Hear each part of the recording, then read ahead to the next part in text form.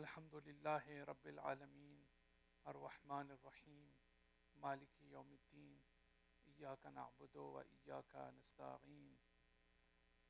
سورہ حمد کی تفسیر کا ہمارا آج جو ہے وہ دوسرا سیشن ہے، تیسرا سیشن ہے، اور اس میں ہم نے گزشتہ جو ہماری گفتگو ہوئی تھی وہ ہم نے تفصیل کے ساتھ اللہ تعالیٰ کہ رحمان اور رحیم ہونا، اور جب ہم کہتے ہیں بسم اللہ، اسم سے یہاں کیا مراد ہے؟ جب ہم کہتے ہیں اللہ جو ہے وہ نام ہے، اور نام یا اسم جو ہے ایک علامت ہوتی ہے، تو جب اللہ کے سلسلے میں ہم اسماء الہی یا اسم کا لفظ استعمال کرتے ہیں تو وہ اس سے مختلف ہوتا ہے کہ جو ہم عام طور سے ایک دوسرے کو نام سے پکارتے ہیں۔ تو اس کو سمجھنا بہت ضروری ہے کہ اللہ تعالیٰ کے جو اسماء ہیں وہ چاہے رحمان ہے، چاہے رحیم ہے، چاہے علیم ہے، چاہے حلیم ہے، یہ سارا کا سارا یہ لفظ نہیں ہے اس سے مراد، اگرچہ ہم لفظوں کے ذریعے سے گفتگو کرتے ہیں، بلکہ ہماری توجہ جو ہے وہ اس ریالٹی کی طرف ہونی چاہیے، اس ایسنس کی طرف ہونی چاہیے، اس حقیقت کی طرف ہونی چاہیے۔ اگر اللہ تعالیٰ کو ہم کہتے ہیں کہ وہ عادل ہے تو ہم ایک دوسرے کو بھی عادل کہتے ہیں۔ تو اسی طرح ایک لیول یہ ہے کہ ہم جو ہے وہ صرف نام سے پکارتے ہیں، ایک شخص ہے جو حامد ہے، ہم اس کو پکارتے ہیں حامد کہہ کے، لیکن ہماری توجہ وہ شخص ہوتا ہے، ہماری توجہ اس کی طرف نہیں ہوتی کہ آیا وہ حقیقتاً حمد کرنے والا ہے یا نہیں۔ آپ جب کسی کو ناصر کہہ کے پکارتے ہیں تو آپ کی توجہ اس طرف نہیں ہوتی کہ آیا میں واقعاً مدد کرنے والا ہوں یا نہیں ہوں۔ تو اسی طرح حامد ہے، حمد کرنے والا ہے یا نہیں ہے۔ اسی طرح منصور ہے، کوئی نام آپ لے لیں، لیکن جب اللہ کے سلسلے میں ہم اللہ کا نام یا اللہ کے اسماء، اللہ کی صفات کو ہم جب یاد کرتے ہیں تو اس میں ہمیں اس حقیقت کی طرف توجہ کرنا ضروری ہے کہ مثلا جب ہم اللہ کو علیم کہتے ہیں تو ہم صرف یہ نہیں ہے کہ ہمارے ذہن میں ایسے ہی ہو جیسے ہم نے کسی کا نام علیم رکھ لیا ہو، بلکہ اس کا تعلق جو ہے وہ علم سے ہے، اور وہ بھی کون سا علم؟ وہ علم جو ذاتی ہے، یعنی اس کے وجود کا حصہ ہے، ہماری طرح کا علم نہیں ہے کہ ہمارے پاس ایک زمانہ تھا علم نہیں تھا، پھر ہم نے علم حاصل کر لیا، پھر جو ہے ہو سکتا ہے علم اللہ تعالیٰ ہم سے چھین لے۔ اللہ تعالیٰ کی صفات ذاتی ہیں، یعنی اس کے وجود کا حصہ ہیں، تو اس کی جب ہم علیم کہتے ہیں، رحمان کہتے ہیں، رحیم کہتے ہیں، تو بس یہاں میں صرف اسی نقطے پر توجہ دلانا چاہتا ہوں جو بہت امپورٹنٹ ہے کہ اللہ کے نام جو ہیں ان سے مراد وہ حقیقت ہے، وہ ماہیت ہے کہ جو ہمارے لیے امپورٹنٹ ہے، تاکہ ہم ان حقائق کے ساتھ، ریالٹیز کے ساتھ اپنے آپ کو کنیکٹ کر سکیں۔ ہمارا جو ایشو کیا ہے وہ یہ ہے کہ جو اصل کنٹینٹس ہیں جس کو ہم میننگز کہتے ہیں، ایک ہمارے پاس الفاظ ہیں، ایک ہمارے پاس کیا ہے، ان الفاظ کے میننگز ہیں۔ ہم الحمدللہ رب العالمین پڑھ رہے ہیں، لیکن ہم ہو سکتا ہے ہم اصلا توجہ ہی نہ کریں کہ یہ میننگز ہیں بھی اس کے یا نہیں۔ ہم تو کہتے ہیں جی بس یہ لفظ ہم پڑھ رہے ہیں، بس ہمیں اس کا ثواب مل جائے، لیکن ٹھیک ہے یہ بھی ایک لیول ہے، انیشیل لیول ہو سکتا ہے، لیکن کبھی ہم نے یہ بھی تو سوچنا ہے کہ جب ہم بسم اللہ الرحمن الرحیم کہہ رہے ہیں تو یہ رحمان کی حقیقت کیا ہے، رحیم کی حقیقت کیا ہے؟ تو یہ جو معانی ہیں، میننگز ہیں، جس کو ہم کہتے ہیں کہ لفظ کی روح، اس روح تک پہنچنا اور کسی چیز کی روح کے ساتھ خود کو کنیکٹ کرنا، یہ اس لیے ضروری ہے کہ جب تک ہم الفاظ کی سطح پر رہیں گے اس وقت تک ان کا اثر ہماری روح پر نہیں ہوگا، ہمارے اندر تربیت کا فقدان ہوگا، ہم اپنے آپ کو اسپریچولی گرو نہیں کر سکتے، اسپریچول ڈیولپمنٹ میں اور اسپریچول جرنی میں ہم آگے قدم نہیں بڑھا سکتے جب تک کہ ہم اپنے اندر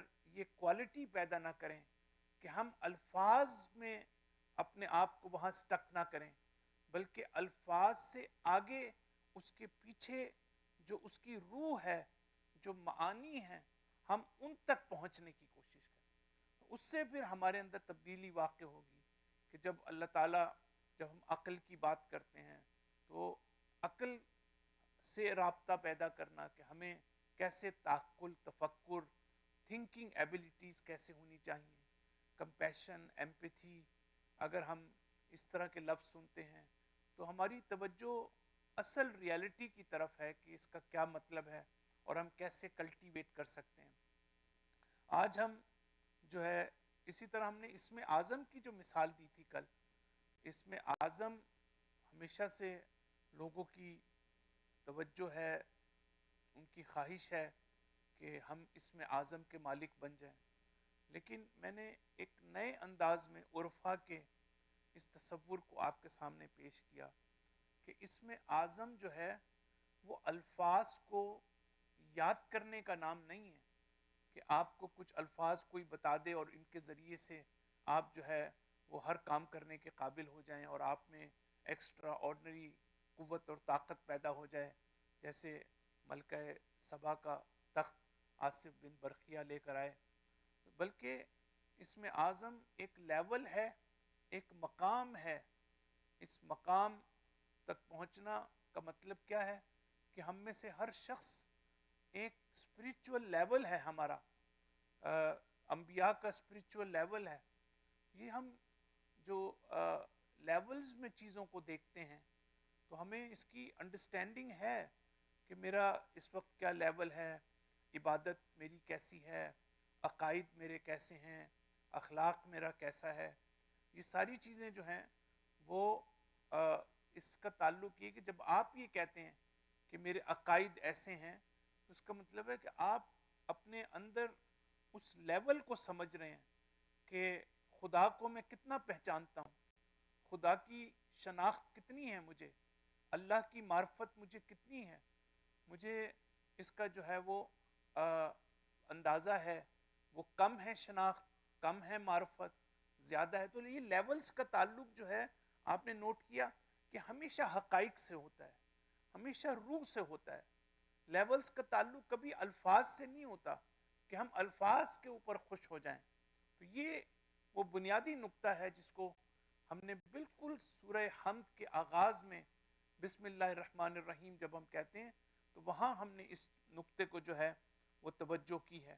اب دیکھیں اللہ تعالیٰ کی ایک صفت کیا ہے، وہ یحیی ہے وہ یمیت ہے۔ وہ اللہ تعالیٰ حیات دینے والا ہے، اللہ تعالیٰ موت دینے والا ہے۔ تو اب یحیی اور یمیت جو ہے یہ صرف لفظ نہیں ہے، بلکہ جب اللہ تعالیٰ کو ہم کہتے ہیں یحیی، اللہ تعالیٰ کو جب ہم کہتے ہیں یمیت، تو ہماری توجہ جو ہے وہ اس حقیقت حیات کی طرف ہے کہ اللہ تعالیٰ جو ہے وہ عین حیات ہے۔ اللہ تعالیٰ جو ہے وہ ہے کہ جو حیات کو سلب کرنے والا ہے، جو موت دینے والا ہے۔ اب یہ ذمہ داری اللہ نے فرشتوں کو ڈال دی کہ ایک فرشتہ ہے جو حیات دینے والا ہے، ایک فرشتہ ہے جو موت دینے والا ہے۔ تو ان کے پاس یہ جو صفت ہے، یہ یحیی اور یمیت کی جو صفت ہے فرشتوں کے پاس، یہ ان کی ذاتی نہیں ہے، بلکہ اصل جو ہے وہ اللہ تعالیٰ کی طرف سے ان کو دی گئی ہے۔ تو جب ہم اپنی گفتگو کو آگے بڑھاتے ہیں تو ہم آگے چل کر دیکھتے ہیں انشاءاللہ رحمان اور رحیم، چونکہ ہماری ریکارڈنگ صحیح نہیں ہوئی تو جب ہم دوبارہ رب العالمین الرحمن الرحیم پہ آئیں گے تو میں دوبارہ تھوڑا ریپیٹ کروں گا اور ایک دو باتیں اور کروں گا وہاں پہ۔ تو الحمد کے اوپر ہم آتے ہیں، بسم اللہ الرحمن الرحیم، الحمد للہ رب العالمین۔ حمد اس خدا کی کہ جس نے جو ہے جو رب العالمین ہے اور مالک یوم الدین ہے۔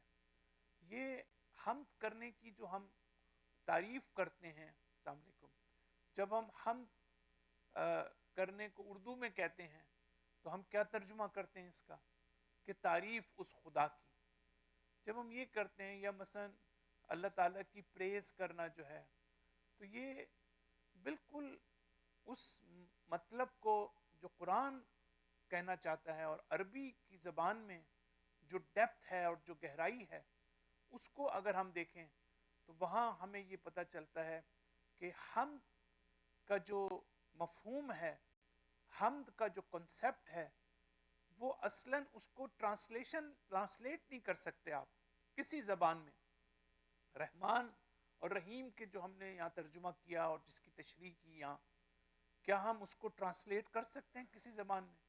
ہم کہتے ہیں نا کہ اللہ تعالیٰ جو ہے وہ مرسیفل ہے اور بینیفیشل ہے اور کمپیشنیٹ ہے.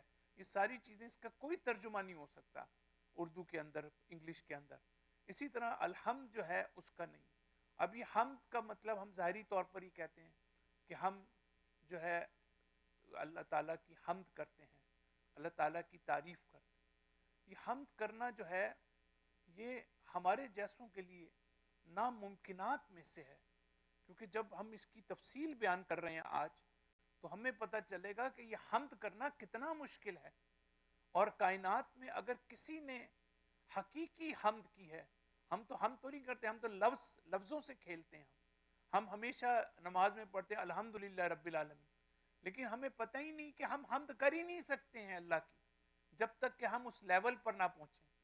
تو ہم نے کبھی اس پر بھی غور نہیں کیا کہ ہم ہر وقت کہتے ہیں الحمدللہ رب العالمین نماز میں، اور ہمیں یہ بھی شاید پتہ نہیں ہے کہ ہم وہ حمد کر ہی نہیں سکتے ہیں جب تک کہ ہم اپنے آپ کو اس لیول تک نہ لے کے جائیں. تو یہ اتنا مشکل کام ہے کائنات میں. اسی لیے اللہ تعالیٰ یہ میسیج دیتا ہے، کائنات میں اگر کسی نے صحیح معنی میں میری حمد کی ہے تو وہ میرے نبی نے کی سب سے پہلے. اسی لیے ان کا نام کیا رکھا ہے؟ احمد. دیکھیں احمد جو ہے وہ سپرلیٹو ڈگری کے ساتھ یوز کیا ہے کہ جو بہترین طریقے سے حمد کرنے والا ہے، یعنی اس سے بہتر حمد ہی کوئی نہیں ہو سکتی. اسی لیے پیغمبر کو کہا ہے کہ پیغمبر وہ ہیں جو مقام محمود پر فائز ہیں. آپ نے دیکھا یہ ساری چیزیں کیسے کنیکٹڈ ہیں کہ پیغمبر پہلے ان کا نام احمد رکھا، پھر ان کو کہا کہ وہ مقام محمود پر فائز ہیں، یعنی ان کی حمد کی جانی چاہیے، ان کی تعریف کی جانی چاہیے. گویا اللہ کہنا چاہتا ہے کہ جب میرے محمد کی تعریف کرو گے، جب وہ محمود بن جائے گا، تو پھر تم گویا ان کی نہیں، تم میری تعریف کر رہے ہوگے. یعنی اتنا کلوزنس جو ہے وہ رسول کے ساتھ ہے. تو اب پہلی چیز یہ ہے کہ ہم حمد کی ڈیفینیشن تو بیان ہی نہیں کر سکتے. جب ہم کسی چیز کو ڈیفائن نہیں کر سکتے ہیں تو پھر وہاں پر ہمارے پاس لاجک ہمیں ایک اور راستہ بتاتی ہے. وہ یہ ہے کہ ہم اس کے جو بیسک انگریڈینٹس ہیں، جو اس کے کمپوننٹس ہیں، ہم اس کے اوپر بات کرنا شروع کریں. ہم کہیں گے حمد کے یہ بیسک ایلیمنٹس ہیں، کمپوننٹس ہیں جن کا ہونا ضروری ہے حمد کے لیے. تو پہلی چیز یہ ہے کہ ہم اب حمد کو سمجھنے کی کوشش کر رہے ہیں. وہ یہ ہے کہ ہم اپنی زندگی میں اللہ تعالیٰ نے ہمارے اندر، ہماری فطرت میں رکھا ہے، ہماری روح میں ایک چیز رکھی ہے اللہ تعالیٰ نے. اور وہ کیا ہے کہ جب بھی ہم کسی پرفیکشن کو دیکھتے ہیں، جب بھی ہم کسی چیز کو جو پرفیکٹ ہے، اور جب بھی ہم کسی چیز کو جو بیوٹیفل ہے، جب بھی ہم کسی بیوٹی کو دیکھتے ہیں، جب بھی ہم کسی حسن و جمال کو دیکھتے ہیں، اور جب بھی ہم کسی کمال کو دیکھتے ہیں، تو ہم بے ساختہ جو ہے وہ ہم اس کی تعریف کرتے ہیں. ایسا ہی ہے نا؟ بالکل. یعنی کبھی ہو ہی نہیں سکتا کہ آپ حسن و جمال کی تعریف نہ کریں، آپ کمال اور پرفیکشن کی تعریف نہ کریں. تو ہم جب ہم دیکھتے ہیں تو ہم میں ایک چیز تو ہے کہ اس میں ستائش کا عنصر ہے، اس میں بے اختیار تعریف کرنے کا عنصر ہے، اور پھر اس میں آپ مکمل طور پر ایک آپ کی ہمبلنس اس کے اندر نظر آتی ہے. دوسری چیز اس کا کمپوننٹ کیا ہے؟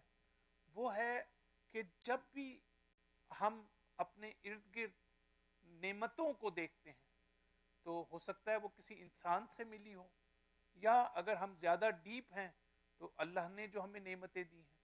لیکن نعمتوں کے مقابلے میں پھر دوبارہ ہم اپنی فطرت کی طرف جاتے ہیں. ہمیں یہ چیز کوئی سکھاتا نہیں ہے، یہ میں بتانا چاہتا ہوں. فطرت کا مطلب یہ ہے کہ ہمارا کوئی استاد نہیں ہے. فطرت کا مطلب یہ ہے کہ اس کا ماحول کا اس پر اثر نہیں ہوتا. شرائط اور سرکمسٹانسز اور کنڈیشنز جو ہیں آپ کی فطرت کو ختم نہیں کر سکتی، آپ کی فطرت کو سپریس کر سکتی ہیں، لیکن آپ کا جو فطری تقاضا ہے اس کو کبھی بھی ختم نہیں کر سکتی. تو آپ کی فطرت پکار پکار کر ہر حسن کی تعریف کرتی ہیں اور ہر پرفیکشن کی کمال کرتی. اگر کوئی شخص علم ہے اس کے پاس تو آپ اس علم کی تعریف کرتے ہیں، ہو نہیں سکتا کہ آپ تعریف نہ کریں. اگر کسی خوبصورتی کو آپ دیکھتے ہیں تو ہو نہیں سکتا کہ آپ اس کی تعریف نہ کریں. دوسری چیز یہ ہے کہ نعمتیں، تو آپ کو اللہ نے دوبارہ فطرت کی طرف ہم جاتے ہیں کہ اللہ نے ہمیں شکر کرنا، تھینکفلنس اور اپریشیٹ کرنا.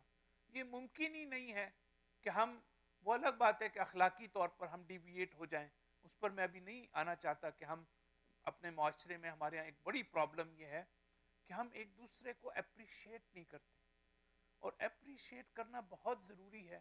اپریشیٹ کرنے کا مطلب ہی نہیں کہ آپ ایگزیجریٹ کریں، اپریشیٹ کرنے کا یہ مطلب نہیں ہے کہ آپ فلیٹرنگ کریں، بلکہ آپ جو حق ہے اپریشیٹ کرنے کا، ہم وہ اپریشیٹ نہیں کرتے. اور اپنی فیملی لائف میں بھی ہم یہ نہیں سیکھتے کہ ہم ایک دوسرے کو انکریج کرنے کی کوشش کریں، ایک دوسرے کو سپورٹ کرنے کی کوشش کریں، ایک دوسرے کو اپریشیٹ کرنے کی کوشش کریں. اور ہم ہمیشہ اپنے اجتماعی روابط میں، ہمارے جو ریلیشن شپس ہیں، چاہے وہ فیملی ریلیشن ہوں، چاہے وہ جو ہے کمیونٹی ریلیشن شپ ہو، ان سب کے اندر سب سے امپورٹنٹ چیز یہ ہے کہ ہم، اب میں امپورٹنٹ بات کر رہا ہوں، کہ ہم موقع کی تلاش میں رہیں، ہم اس اپرچونٹی کی میں رہیں کہ ہمیں کوئی موقع ملے تو ہم اپریشیٹ کریں، ہمیں کوئی موقع ملے تو ہم سپورٹ کریں. ہو سکتا ہے کبھی ایسا سرکمسٹانسز نہیں ہوتے، ایسی اپرچونٹیز نہیں ہوتی، لیکن اب ہم یہ کہہ رہے ہیں کہ یہ ہماری فطرت سے ہم آہنگ کیسے کریں اپنے آپ کو، جب اللہ نے تو یہ چیز ہماری فطرت میں رکھ دی ہے. لیکن اب ہمیں ایکسٹرنل ورلڈ کے اندر اپنے آپ کو اس فطرت سے ہم آہنگ کیسے کریں اپنے آپ کو. کیونکہ جتنا آپ اپنی فطرت کے قریب آئیں گے، اب ماہ رمضان ہے، ماہ مبارک رمضان کے بعد آپ عید فطر، کس کو کہتے ہیں عید فطر؟ عید کا مطلب لوٹ جانا ہے، اور فطر کا مطلب فطرت ہے آپ کی. یعنی دیکھیں وہی چیز جو ہم پڑھ رہے ہیں، یعنی اللہ ہم سے ایکسپیکٹ کرتا ہے کہ ان روزوں کے نتیجوں میں، اس بھوک و پیاس کے نتیجے میں، اس میری بارگاہ میں عبادت کے نتیجے میں، نماز اور روزے کے نتیجے میں ہم اتنے پیوریفائڈ ہو جائیں گے کہ ہم اپنی فطرت کی طرف لوٹنے کے قابل ہو جائیں گے.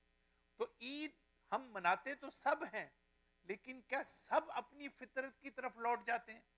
یہ ایک سوال ہے اپنی جگہ پر.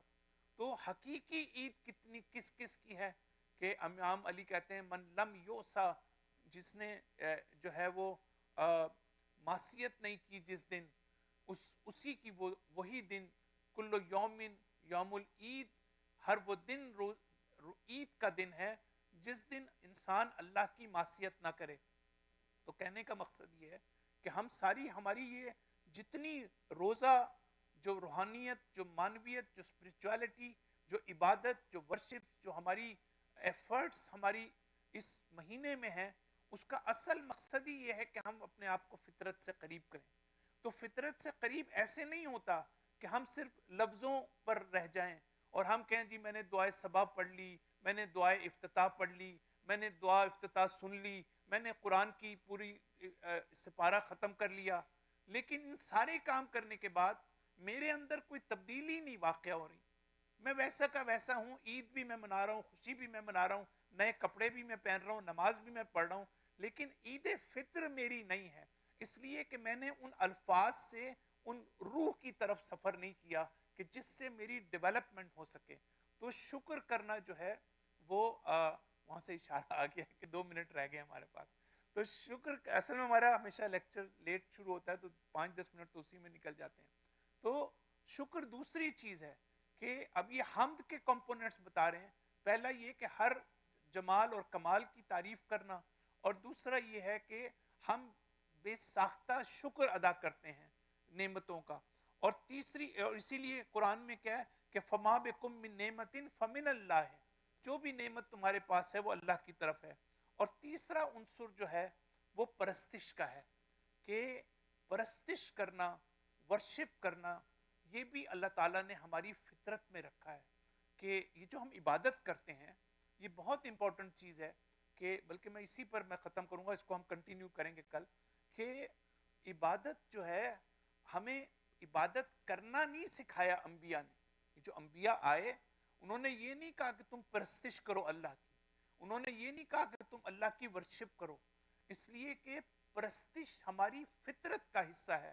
کہ جب بھی ہم کسی عظیم ہستی کو دیکھتے ہیں تو ہم اس کے سامنے جھک جاتے ہیں. کسی عظیم ہستی کے سامنے جھک جانا جو ہے یہی بیسیکلی پرستش کہلاتا ہے. اب اس کی، لیکن انبیاء نے کیا کیا ہے؟ انبیاء نے یہ کہا ہے کہ ہم تمہیں یہ نہیں بتانے آئے، بہت توجہ کیجئے گا، ہم تمہیں یہ نہیں بتانے آئے کہ تمہیں پرستش کرنی چاہیے اللہ کی، تمہیں اللہ کی عبادت کرنی چاہیے، نہیں، یہ نہیں بتانے آئے. بلکہ انبیاء یہ بتانے آئے ہیں کہ ہم تمہیں یہ بتائیں گے کہ یہ جو تمہاری فطرت میں، تمہاری ذات میں، تمہاری روح میں پرستش کا جذبہ اور عنصر رکھا ہے، اس کا تم نے اظہار کیسے کرنا ہے، اس کو تم نے عمل میں کس طرح شکل و صورت ہم اس کی تمہیں بتائیں گے. وہ نماز کی صورت میں ہے، جیسے مثال کے طور پر وہ روزے کی صورت میں ہے، وہ حج کی صورت میں ہے. لیکن اگر انبیاء نہ آتے تو ہمارے دل میں یہ جذبہ تھا تو ہم اپنی مرضی سے، اور اسی وجہ سے آپ دیکھیں جنہوں نے بتوں کی پرستش شروع کی، جنہوں نے چاند ستارے سورج کی پرستش شروع کی، جنہوں نے درختوں کی پرستش شروع کی، ان کے اندر بھی پرستش کا جذبہ تھا، لیکن انہیں سمجھ نہیں آئی کہ اس کا اظہار کیسے کریں، انہیں سمجھ نہیں آئی کہ اس کا اظہار کس کے سامنے کریں. لہٰذا انہوں نے اللہ کو سمجھے بغیر انہوں نے بتوں کو خدا بنا لیا، انہوں نے درختوں کو خدا بنا لیا. لیکن وہ حقیقی پرستش جو تھی ان کے اندر اگر نہ ہوتی تو وہ کبھی بتوں کی بھی پرستش نہ کرتے، تو وہ کبھی چاند سورج ستاروں کی بھی پرستش نہ کرتے. تو یہ عنصر جو ہے یہاں پر اہم ہے کہ ہم اس میں پرستش کا لائیں. تو جب ہم پرستش کرتے ہیں، انبیاء نے ہمیں بتایا، جب ہم نماز پڑھتے ہیں تو ہم بیسیکلی یہاں پر بھی ہم اپنے آپ کو فطرت سے قریب نہیں کر رہے ہیں. کیوں اس لیے نہیں کر رہے ہیں کہ ہم یہ سمجھتے ہیں کہ نماز ہم کیوں پڑھ رہے ہیں، نہ اس لیے کہ ہماری فطرت میں ہے پرستش کرنا، بلکہ ہم اس لیے پڑھ رہے ہیں کہ ڈنڈا پڑے گا، ہمیں جہنم میں بھیج دے گا اللہ تعالیٰ، اور ہم جنت میں کیسے جائیں گے؟ وہ اللہ تعالیٰ کا آرڈر ہے، یہ تو اللہ تعالیٰ کا حکم ہے. تو ہم اس لیے نماز پڑھتے ہیں. تو ہمارے نماز پڑھنے میں اور جو اولیاء اللہ کے نماز پڑھنے میں یہ ہے کہ وہ نماز ان کی فطرت کے تقاضے کے مطابق ہوتی ہے. اور پھر اس میں ایک بڑی پیاری چیز ہے، اس میں جیسے جب آپ فرض کرتے ہیں آپ کے سامنے کوئی بڑی عظیم ہستی ہے جس نے آپ کو کوئی نعمت دی ہے، تو پہلے تو آپ اس کا شکر ادا کریں گے، پھر آپ اس کے سامنے جھکیں گے. اور ایک تیسری چیز بھی ہے جو بڑی خوبصورت ہے، اور وہ یہ ہے کہ ٹو فیل اسپرچل پلیجر، آپ اس پلیجر کو احساس کرتے ہیں، لذت کو احساس کرتے ہیں. لیکن کیا نماز میں ہم اس لذت کا احساس کرتے ہیں یا نہیں کرتے؟ کیوں نہیں کرتے؟ اس لیے نہیں کرتے کہ وہ فطرت سے ہم آہنگ نہیں ہے. وہ اس لیے کہ چونکہ حکم ہے، حکم کا ہم نے عمل کرنا ہے. جیسے بھی ہے، جیسے غلام نہیں ہوتا کہ مثلا اس کو حکم دیا اس کے آقا نے تو اس نے اس پہ انجام دینا ہے اس حکم کو. تو نماز کو جیسے غلامانہ نماز اور ہوتی ہے، اور وہ جو امیر المومنین نماز پڑھتے